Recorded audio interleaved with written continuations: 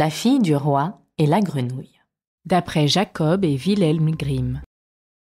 Dans des temps très anciens, alors qu'il pouvait encore être utile de faire des vœux, vivait un roi dont toutes les filles étaient belles.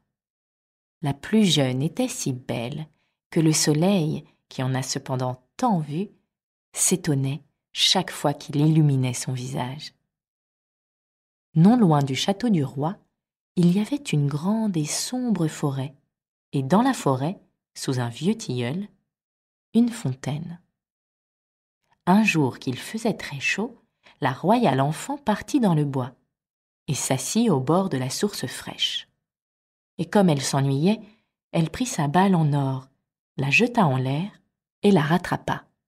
C'était son jeu favori. Il arriva que la balle d'or, au lieu de revenir dans sa main, tomba sur le sol et roula tout droit dans l'eau. La princesse la suivit des cieux, mais la balle disparut. La fontaine était si profonde qu'on n'en voyait pas le fond. La jeune fille se mit à pleurer de plus en plus fort. Elle était inconsolable. Comme elle gémissait ainsi, quelqu'un lui cria « Pourquoi pleures-tu, princesse, si fort qu'une pierre s'en laisserait attendrir ?» Elle regarda autour d'elle pour voir d'où venait la voix et aperçut une grenouille qui tendait hors de l'eau sa tête grosse et affreuse. « Ah, c'est toi, vieille barboteuse, dit-elle. Je pleure ma balle d'or qui est tombée dans la fontaine. » « Tais-toi et ne pleure plus, dit la grenouille, je vais t'aider. Mais que me donneras-tu si je te rapporte ton jouet ? Ce que tu voudras, chère grenouille, répondit-elle. Mes habits, mes perles et mes diamants, et même la couronne d'or que je porte sur la tête. Je ne veux ni de tes perles, ni de tes diamants, ni de ta couronne. Mais si tu acceptes de m'aimer, si tu me prends comme compagne et camarade de jeu, si je peux m'asseoir à ta table à côté de toi, manger dans ton assiette, boire dans ton gobelet et dormir dans ton lit, si tu me promets tout cela, je plongerai au fond de la source et te rendrai ta balle. »« Mais oui, dit-elle, je te promets tout ce que tu veux, à condition que tu me retrouves ma balle. » Elle se disait. Elle vit là, dans l'eau avec les siens et Coas. Comment serait-elle la compagne d'un être humain ? Quand la grenouille eut obtenu sa promesse, elle mit la tête sous l'eau, plongea, et peu après réapparut en tenant la balle entre ses lèvres. Elle la jeta sur l'herbe. En retrouvant son beau jouet, la fille du roi fut folle de joie. Elle le ramassa et partit en courant. « Attends, attends !» cria la grenouille. « Emmène-moi ! Je ne peux pas courir aussi vite que toi. » Mais il ne lui servait à rien de pousser ses koa, koa, koa, aussi fort qu'elle pouvait. La jeune fille ne l'écoutait pas. Elle se hâtait de rentrer à la maison. Et bientôt la pauvre grenouille fut oubliée. Il ne lui restait plus qu'à replonger dans la fontaine. Le lendemain, comme la petite princesse était à table, mangeant dans sa jolie assiette d'or, avec le roi et tous les gens de la cour, on entendit « plouf, plouf, plouf, plouf » quelque chose qui montait l'escalier de marbre. Puis on frappa à la porte, et une voix dit « Fille du roi, la plus jeune, ouvre-moi !» Elle se leva de table pour voir qui était là. Quand elle ouvrit, elle aperçut la grenouille. Elle repoussa bien vite la porte et alla reprendre sa place. Elle avait très peur. Le roi vit que son cœur battait fort et dit « Que crains-tu, mon enfant ?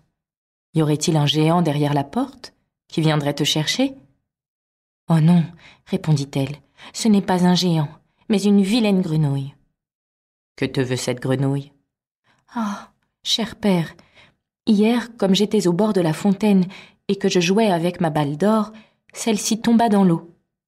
Parce que je pleurais bien fort, la grenouille me l'a rapportée.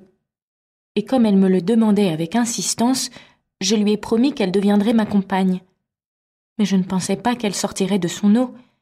Et voilà qu'elle est là dehors et veut venir auprès de moi. »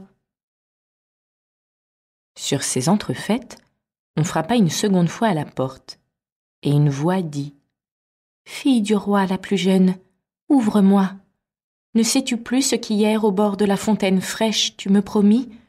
Fille du roi la plus jeune, ouvre-moi. » Le roi dit alors : « Ce que tu as promis, il faut le faire. Va et ouvre. » Elle se leva et ouvrit la porte. La grenouille sautilla dans la salle, toujours sur ses talons, jusqu'à sa chaise.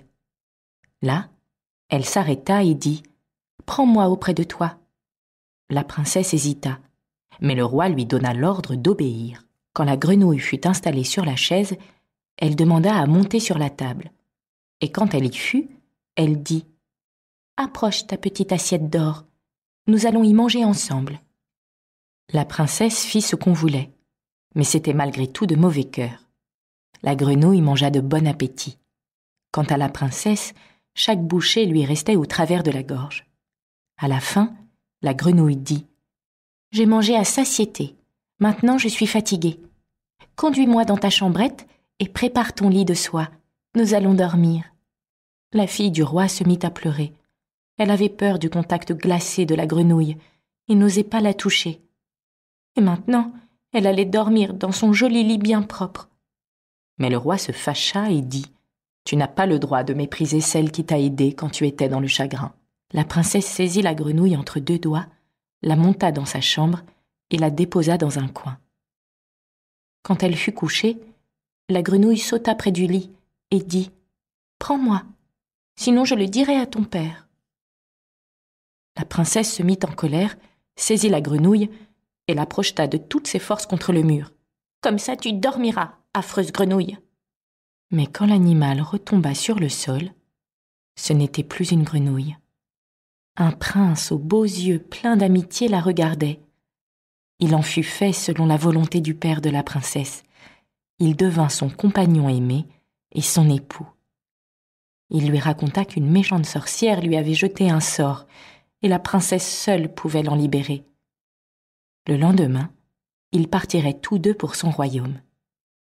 Ils s'endormirent et au matin, quand le soleil se leva, on vit arriver une voiture attelée de 8 chevaux blancs.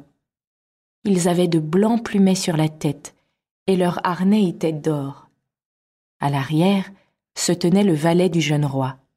C'était le fidèle Henri. Il avait eu tant de chagrin quand il avait vu son seigneur transformé en grenouille qu'il s'était fait bander la poitrine de 3 cercles de fer pour que son cœur n'éclatât pas de douleur. La voiture devait emmener le prince dans son royaume. Le fidèle Henri l'y fit monter avec la princesse et s'installa de nouveau à l'arrière, tout heureux de voir son maître libéré du mauvais sort. Quand ils eurent roulé pendant quelque temps, le prince entendit des craquements derrière lui, comme si quelque chose se brisait.